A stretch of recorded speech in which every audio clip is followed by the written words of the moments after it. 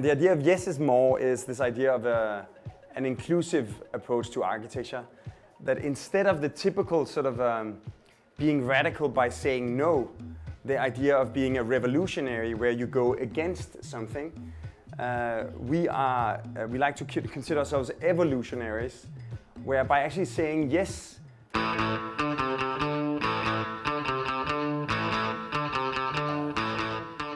our cities and buildings, you can say, are the result of an ongoing evolution of cities and evolution of architecture.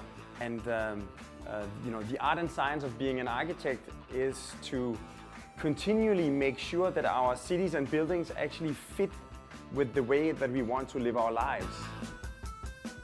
There's a slight tendency in architecture that there's maybe 99% is rational, but also maybe predictable and boring boxes.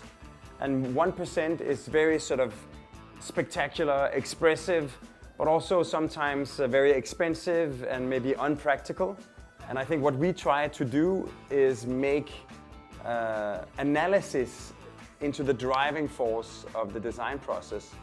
So with each project we do, we try to analyze what are the key criteria in this situation, what is the biggest problem, what is the biggest potential, what are the concerns and demands from the outside that will shape this project. So then when we end up doing something that looks different, because it performs different. We're doing a tower in Vancouver, which is in downtown Vancouver, where a bridge comes in and splits into a trifork. And as a result, it cuts the site into triangles. And because of a series of setback rules, we can't build more than a very small triangle on the ground. But then as soon as we get clear of the traffic and the highway, we can sort of come back out and the building doubles in size to become a big rectangle. The client has 2 small apartments at the ground, and he gets twice the amount of buildable area. And he maximizes the nicest apartments, which are the highest ones with the best views. So even though it looks crazy, it actually makes a lot of sense, both in terms of living and in terms of real estate. So I think it's these examples where it's like an analysis of what is the potential or the problem of a specific situation, that we try to turn them into the driving force of our architecture. In Copenhagen, 40% of the people commute by bicycle. So they are never stuck in a traffic jam. They never have to look endlessly for a parking spot. They really get very quickly from A to B. So the joy of the bike ride through your city actually increases your life quality and your health. It shortens your commute time, and it's good for the environment. In a similar way, because Copenhagen is so clean, you can now swim in the middle of the port in downtown Copenhagen. Most of the time you think that sustainability is a question of how much of my existing life quality am I willing to sacrifice in order to afford being sustainable.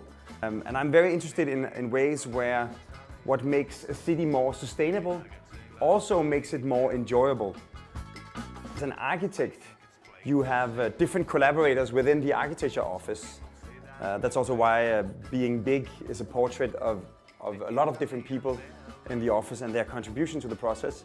If you can't transmit your ideas to someone else, you'll never get to realize your vision, because as an architect you can't do anything on your own. And also, since what we design, it's not going to be my building, if I'm not able to listen to what people say they need or what they dream about or what they fear and translate that into the design, we'll never be able to come up with something that's going to be built.